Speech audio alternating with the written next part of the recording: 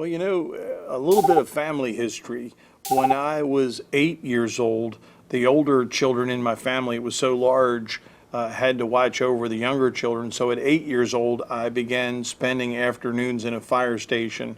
My older brother, 10 years older than I, was a volunteer firefighter just outside the District of Columbia. So at 8 years old, I was pretty sure I knew what I was going to do. And by the time I was 10 years old, I was influenced by so many DC firefighters, I knew where I was going to work. So for me, it came very naturally, and it became very, very early in my life.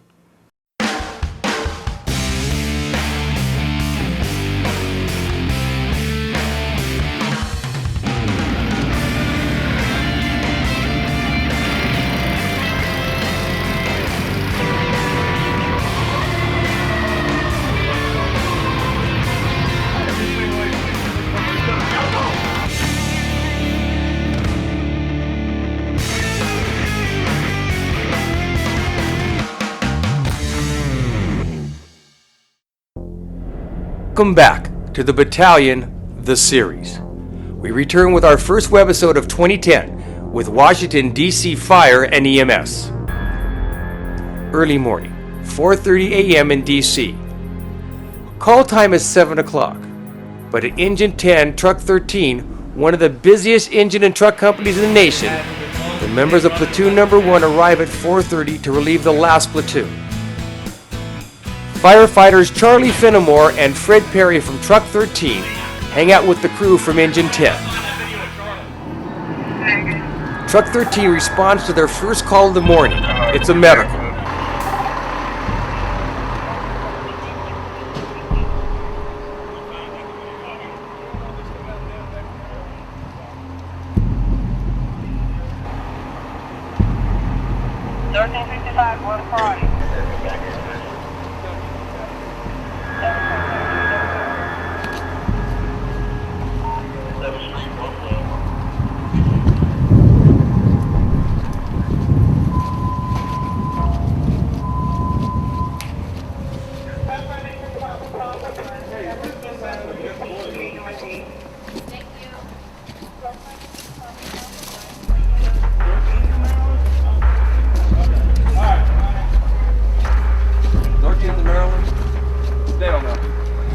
Honestly, they don't know. See, well, where are you going if we don't know where the patient's at? He says he thinks he's a 13-year-old, but he's out of the alley. So he's somewhere. The crew arrives on scene to find no victim or anyone in sight, not even the person that made the 911 call. Truck 13 goes back in service. A call comes in for Truck, their second call of the morning. It's a medical call. In Washington, D.C., both the engine and the truck responds to medical calls.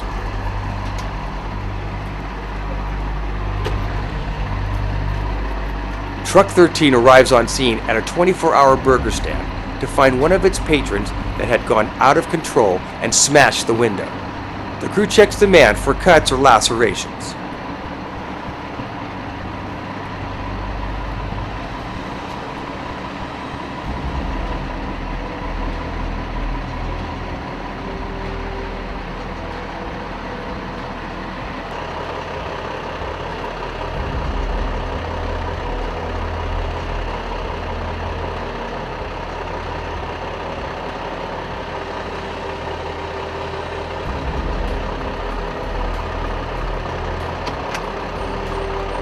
Charlie assists the police with the patron.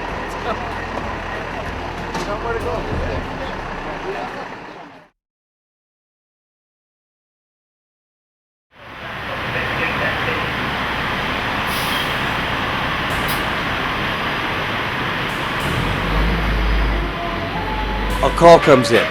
Truck 13 responds to a box alarm. Smoke showing.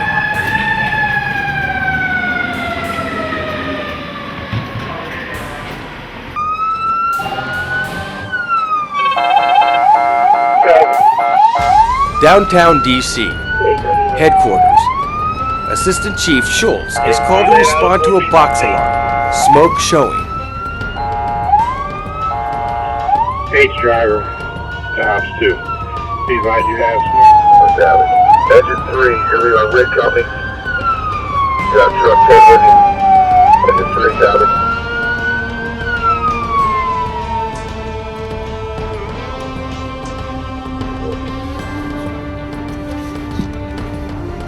Yeah, that's it.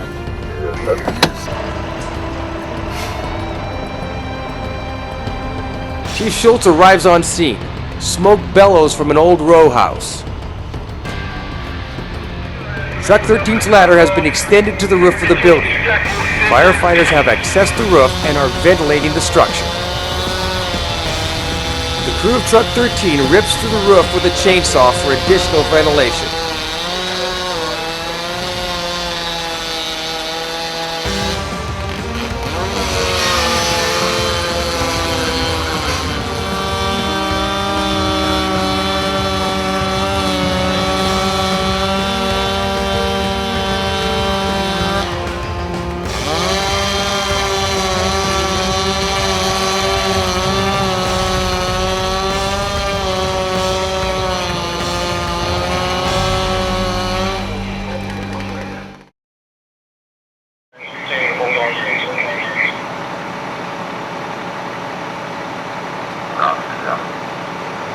What you have on Division 2, shoot that yourself. Injured 8. Truck 13 is a contact report. Copy. Waiting on truck 7.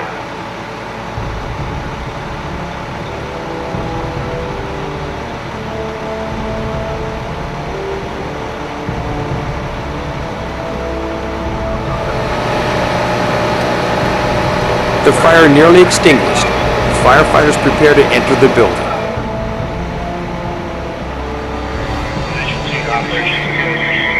In the fire mill on the second floor. Looks like a bump of the fire is on there. We still have a lot of hot spots. Numerous holes.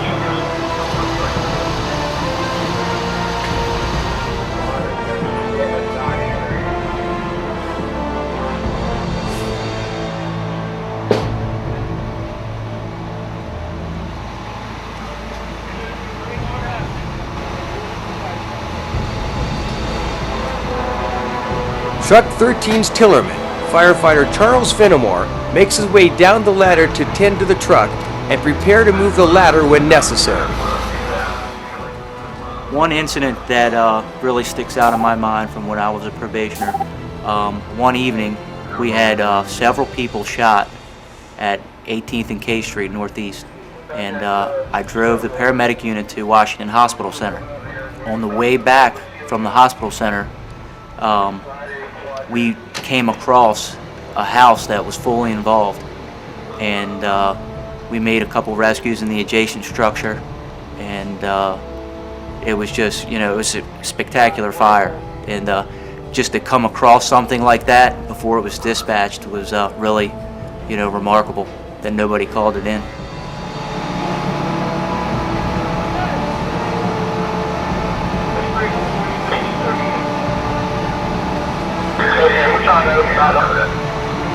This row house is filled with garbage like pack rats. This makes this fire even more dangerous for the firefighters inside the structure as well as outside. Who knows what toxic poisons or flammable fluids like old paint or thinner exist in this heap of junk. Assistant Fire Chief Schultz watches the progress of the incident. 18's even.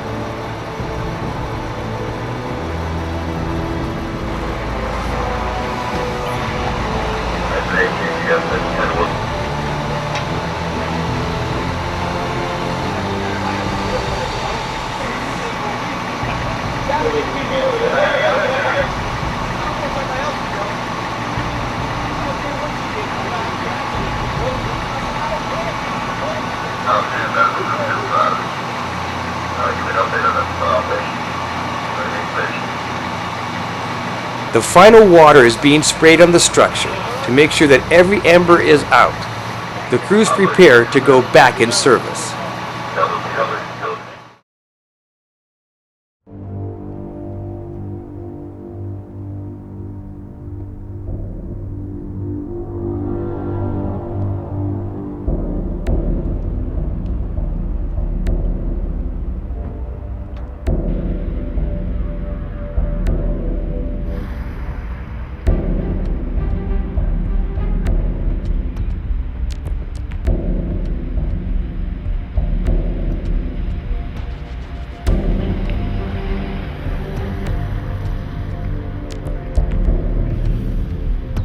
Well, my career starts in 1971. I was assigned to Engine 10.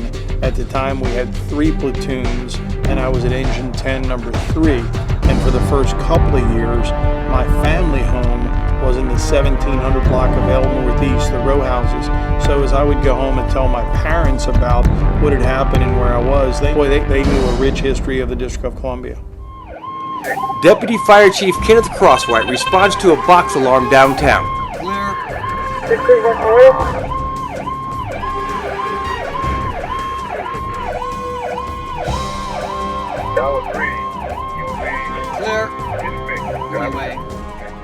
We're begging them to stop, and please consider it's a 14-ton rolling blocker linebacker, and up against it is a 2,000-pound Toyota Corolla with your wife and daughter and 3 infants strapped in the back seat. It's a winner and a loser.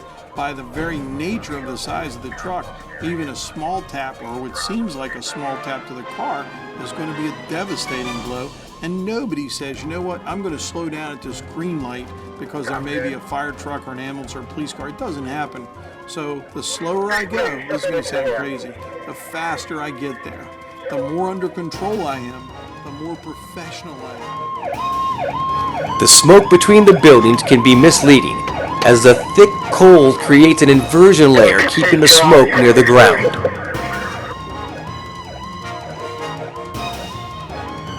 Copy. Do you have a report on the basement? No, the building is quiet. I'll give you an update when we get to the fire.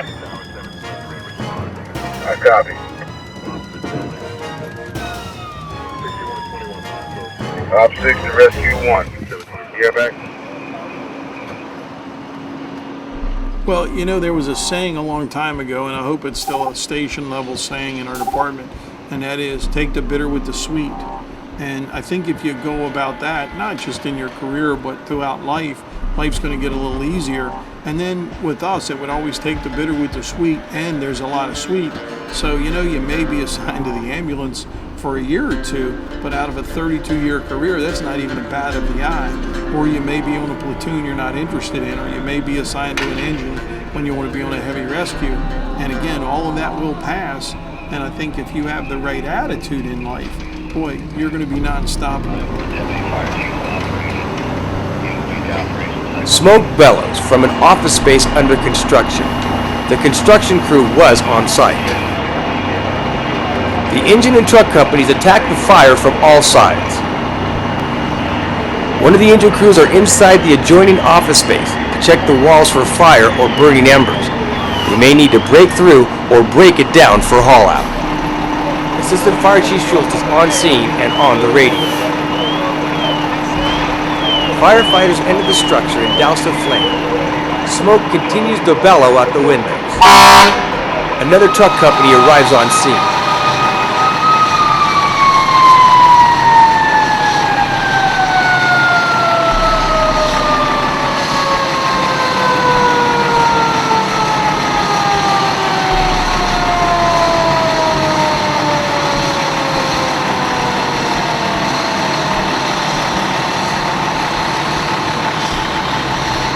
Assistant Fire Chief Schultz, Deputy Fire Chief Crosswhite, and a battalion chief check in with Special Ops.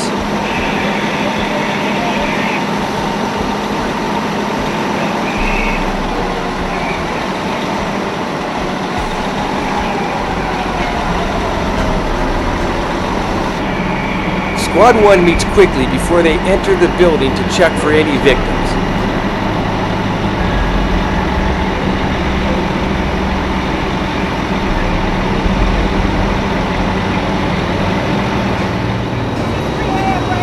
Paramedics move in with a gurney to assist with any potential victims.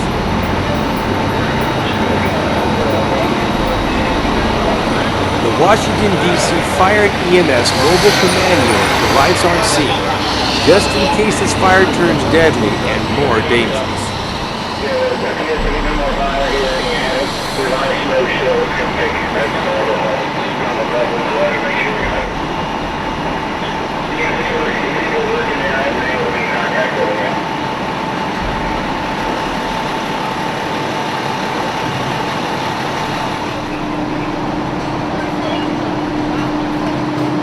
The truck company moves in to begin the search for fire or embers in the ceiling of what was once one of President Obama's campaign centers.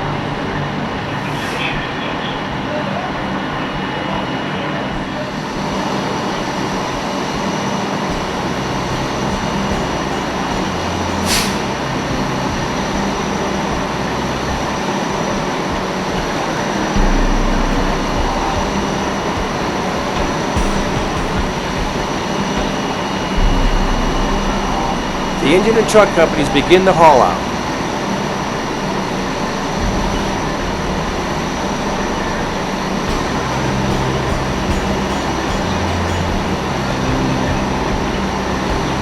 The first responders have done what needed to be done for this structure and have saved this block of buildings from a possible catastrophe.